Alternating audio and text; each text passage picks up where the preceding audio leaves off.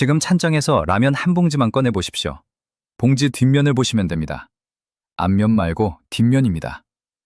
거기 아주 작은 글씨로 제품 일령이 적혀 있습니다. 거기 뭐라고 적혀 있습니까? 유탕면이라고 적혀 있나요? 아니면 겉면이라고 적혀 있나요? 이 두 글자 차이가 오늘 영상의 절반입니다. 대부분의 사람이 평생 라면을 먹으면서 이 칸을 한 번도 본 적이 없습니다. 유탕면은 기름에 튀긴 면입니다. 겉면은 튀기지 않고 말린 면입니다. 같은 회사, 같은 이름, 거의 같은 봉지인데 이 표시가 다른 제품이 나란히 진열대에 놓여 있습니다. 오늘 저는 한국에서 가장 많이 팔리는 라면 10개를 뒷면 기준으로 살펴봤습니다. 그리고 같은 문제가 계속 반복해서 나왔습니다. 첫째, 나트륨입니다. 한 봉지로 하루 기준치를 거의 다 채우는 제품이 10개 중 8개였습니다. 둘째, 튀김기름입니다. 공장에서 면을 튀기는 기름은 한 번 쓰고 버리지 않습니다. 같은 기름을 계속 데워서 씁니다.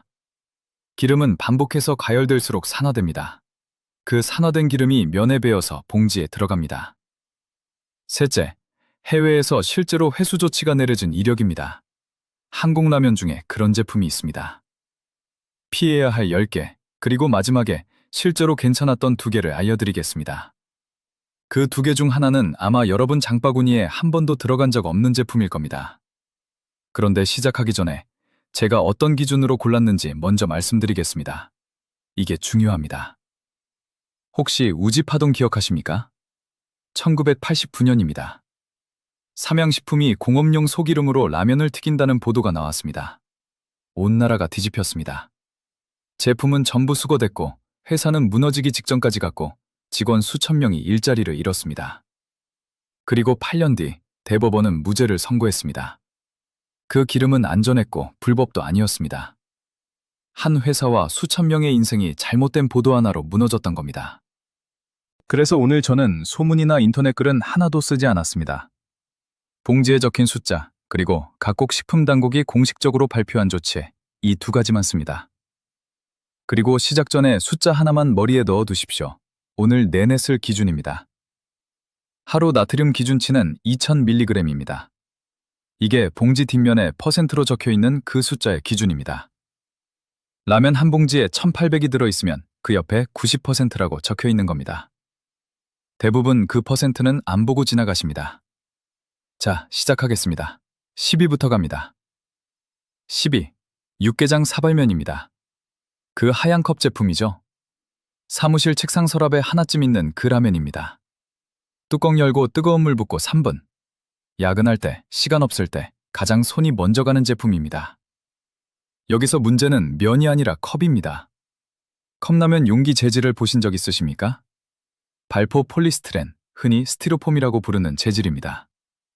여기에 100도에 가까운 물을 붓고 3분을 기다립니다.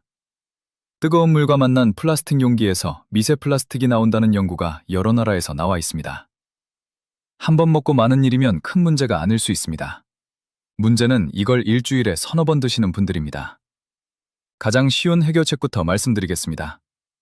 컵에 직접 물을 붓지 마시고 면과 스프를 그릇에 옮겨서 끓이십시오.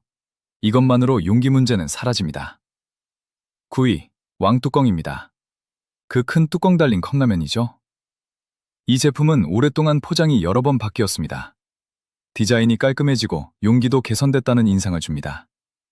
그런데 여기서 사람들이 착각합니다. 포장이 바뀌었다고 배합이 바뀐 게 아닙니다. 나트륨도, 튀김면도, 스프 구성도 그대로인 경우가 대부분입니다. 겉이 깨끗해 보이면 안에 든 것도 좋아졌을 거라고 우리 뇌가 자동으로 판단합니다. 그 판단은 근거가 없습니다. 포장이 바뀌었을 때 확인할 것은 딱 하나입니다. 뒷면 나트륨 숫자가 바뀌었는지. 안 바뀌었으면 제품은 그대로입니다. 8위, 짜파게티입니다. 이건 나트륨 때문에 여기 있는 게 아닙니다. 오히려 국물라면보다 나트륨은 낮은 편입니다. 그런데 다른 게 있습니다. 지방입니다. 짜파게티에는 스프 말고 유지 스프가 따로 들어갑니다. 그 기름 봉지요. 이미 기름에 튀긴 면에 조리하면서 기름을 한 번 더 넣는 구조입니다. 봉지 뒷면에서 지방과 포화지방 숫자를 한번 보십시오. 국물라면과 비교해보시면 왜 이 제품이 여기 있는지 아실 겁니다. 드시더라도 유지 스프를 절반만 넣어 보십시오. 맛 차이는 생각보다 작고 숫자 차이는 생각보다 큽니다. 7위, 새우탕입니다. 봉지를 뜯으면 새우 향이 확 올라옵니다. 진짜 해물탕 같은 그 냄새요. 그 향의 정체를 말씀드리겠습니다. 대부분 합성 향료와 분말 추출물입니다.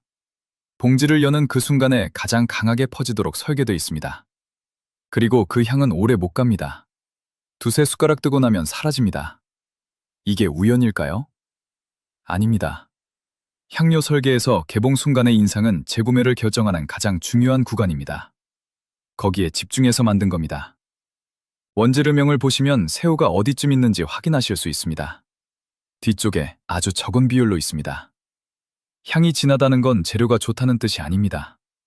향료가 잘 설계됐다는 뜻입니다. 6위, 불닭볶음면입니다. 이 제품이 한국 식품을 세계에 알린 공은 분명합니다. 챌린지 영상으로 전 세계 사람들이 이 라면을 먹었습니다. 그런데 2024년 6월 덴마크 식품당국이 불닭볶음면 일부 제품에 회수 명령을 내렸습니다. 이유는 캡사이신 함량이었습니다. 당국은 특정 제품의 캡사이신 수준이 급성 중독 위험을 일으킬 수 있다고 판단했습니다. 특히 어린이와 노약자를 근거로 들었습니다. 이건 예방 차원의 권고가 아니라 공식 회수 조치였습니다. 캡사이신을 과도하게 섭취하면 구토, 복통, 심박수 상승, 혈압 변화가 올 수 있습니다. 젊고 건강한 사람은 지나가지만 나이가 있으시거나 위장이 약하신 분은 다릅니다. 여기에 나트륨까지 더해집니다. 매운맛은 나트륨을 가려줍니다. 짠 걸 못 느끼게 만들어서 더 많이 먹게 됩니다. 어르신들께는 이 제품 권해드리지 않습니다. 여기까지 보시고 유용하셨다면 좋아요 한 번만 눌러주십시오. 이제부터가 진짜입니다. 5위, 팔도 도시락입니다. 한국보다 러시아에서 더 유명한 그 라면이죠. 사각형 용기의 그 제품입니다. 여기서 다룰 건 에틸렌 옥사이드입니다. 2021년부터 유럽과 대만에서 여러 나라 라면 제품에 대한 검사가 강화됐습니다. 에틸렌 옥사이드는 살균에 쓰이는 공업용 물질인데 식품 사용은 대부분의 나라에서 금지되거나 엄격히 제한돼 있습니다. 발암 우려 때문입니다. 이 시기에 한국 라면 제품들도 검사 대상에 올랐고 일부 제품에서 검출돼 해당 국가에서 회수나 반송 조치가 이뤄졌습니다. 여기서 중요한 건 개별 제품이 아닙니다. 스프 원료가 어디서 오는지, 그걸 누가 검사하는지의 문제입니다. 한번 검출됐다는 건 그 경로로 들어올 수 있다는 뜻입니다. 회수는 그 루트를 처리할 뿐 구조를 바꾸지는 않습니다.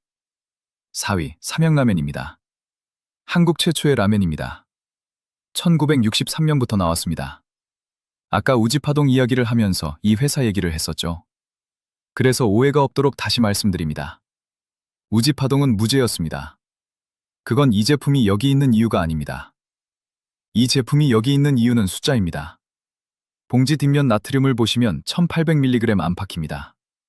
하루 기준치가 2000mg입니다.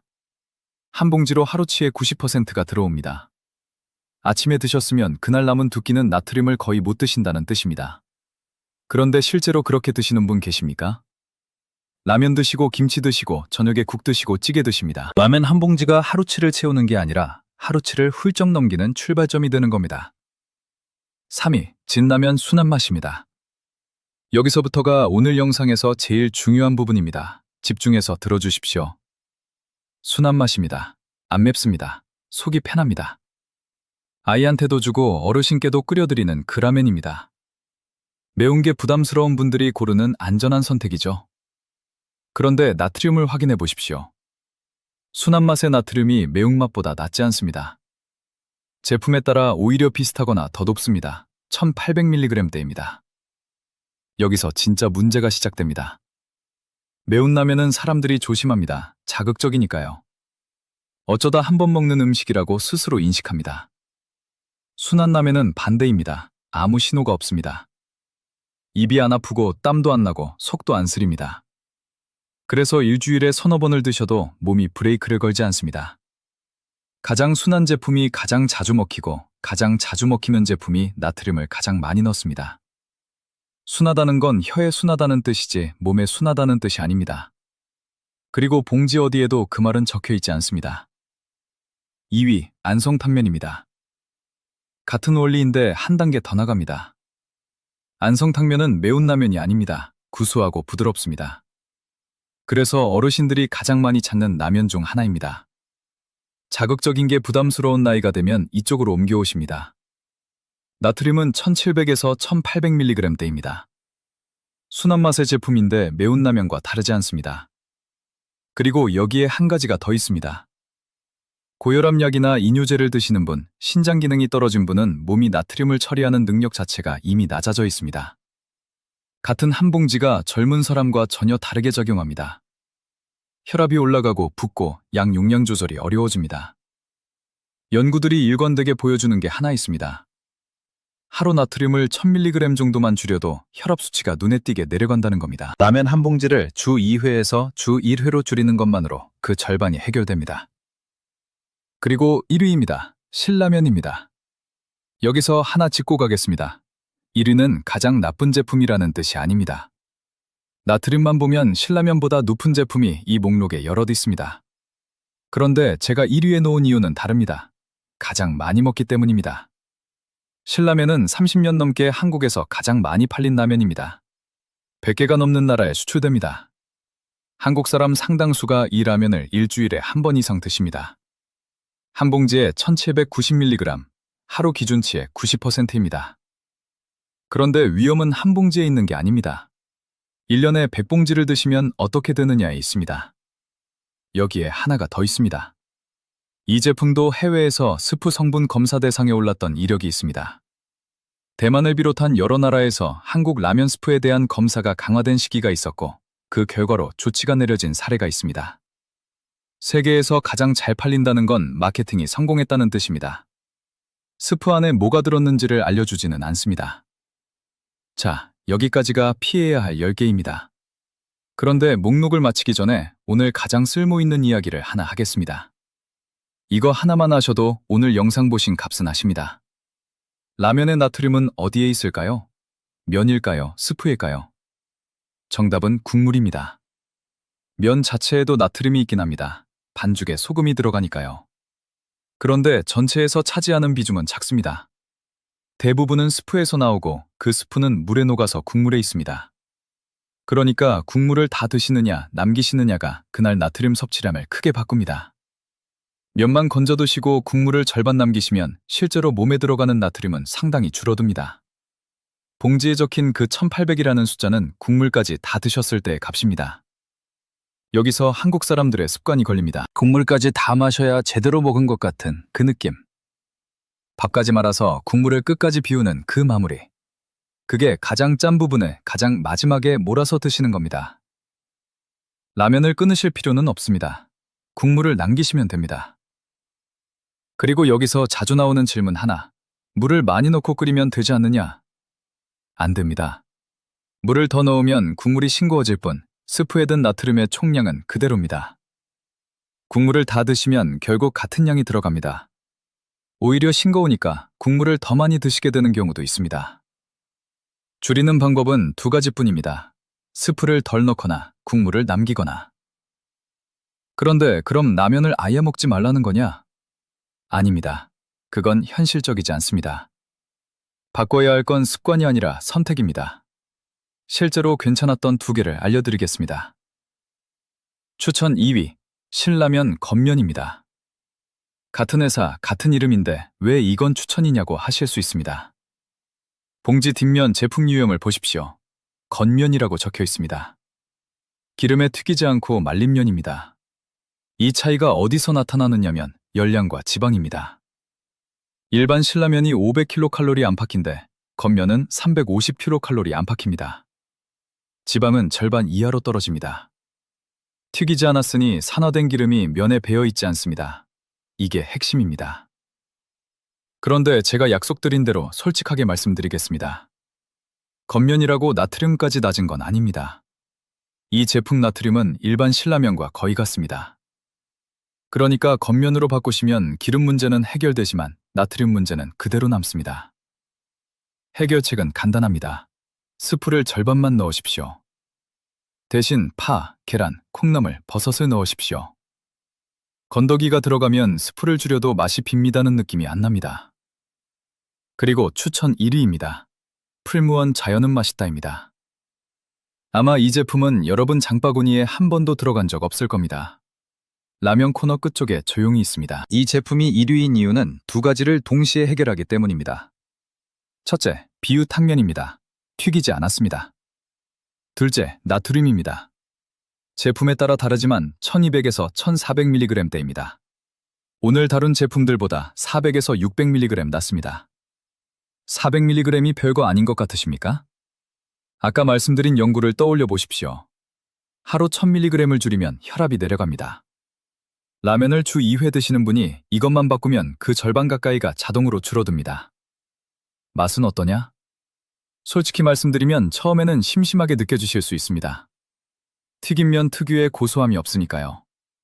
그런데 이건 익숙해지는 문제입니다. 2주만 드셔보시면 원래 드시던 라면이 짜게 느껴지실 겁니다. 혀는 생각보다 빨리 적응합니다. 여기서 한 가지 더 말씀드리겠습니다. 겉면이 유탕면보다 무조건 좋은 건 아닙니다. 겉면은 기름에 안 튀겼기 때문에 면이 잘 붑니다. 끓이고 나서 오래 두시면 금방 퍼집니다. 그리고 튀김면 특유의 그 쫄깃한 식감이 덜합니다. 그러니까 라면을 끓여놓고 다른 일 하시다가 드시는 분이라면 겉면은 조금 불편하실 수 있습니다. 끓이자마자 바로 드시는 게 좋습니다. 이런 단점까지 알고 고르시는 게 맞습니다.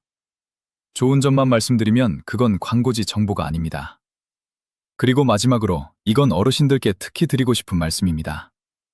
나이가 드시면 씹고 삼키는 힘이 조금씩 떨어집니다.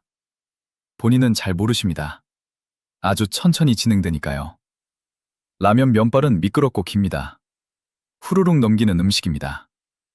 혹시 가족 중에 어르신이 라면 드신 뒤에 유독 기침을 하신다면 그건 그냥 사례가 아닐 수 있습니다. 그럴 땐 면을 가위로 짧게 잘라드리십시오. 그것만으로 훨씬 안전해집니다. 어렵지 않은 일인데 잘 안 하십니다. 마지막으로 오늘 내용을 정리하겠습니다. 5가지만 기억하시면 됩니다. 첫째, 봉지 뒷면 제품 유형을 보십시오. 유탕면인지 겉면인지. 이게 2초 만에 확인됩니다. 둘째, 나트륨 숫자를 보십시오. 하루 기준치는 2000mg입니다. 한 봉지가 1500을 넘으면 그날 나머지 식사를 조절하셔야 합니다. 셋째, 스프는 절반만 넣으십시오. 그리고 그만큼 건더기를 넣으십시오. 파, 계란, 콩나물, 버섯이면 충분합니다. 넷째, 국물을 다 드시지 마십시오. 나트륨의 대부분은 면이 아니라 국물에 있습니다. 국물만 남기셔도 절반 가까이 줄어듭니다. 다섯째, 컵라면은 그릇에 옮겨서 끓이십시오. 이 5가지 중에 하나만 하셔도 달라집니다. 다 하시면 완전히 다른 식사가 됩니다. 오늘 10개 중에 여러분 찬장에 있는 건 몇 개였습니까? 그리고 어떤 제품이 가장 뜻밖이셨습니까? 댓글로 알려주십시오. 어떤 제품 이름이 가장 많이 올라오는지가 이 시장이 어떻게 팔리고 있는지를 그대로 보여줍니다. 구독과 좋아요는 다음 조사를 만드는 큰 힘이 됩니다. 오늘도 봐주셔서 감사합니다.